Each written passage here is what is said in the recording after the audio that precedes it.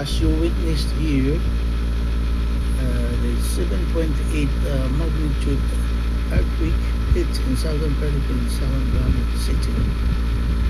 In this regard, witness how the structures being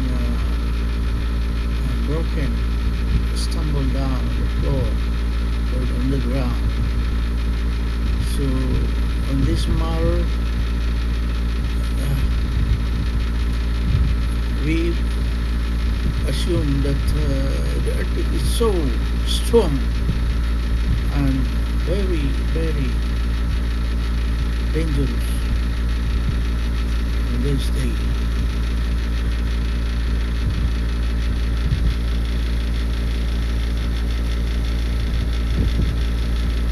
As you see, the swimming pool overflowing.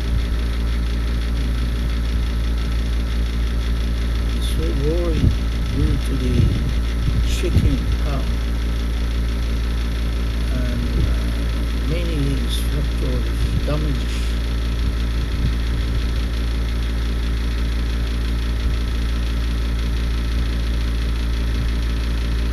So this time, the very big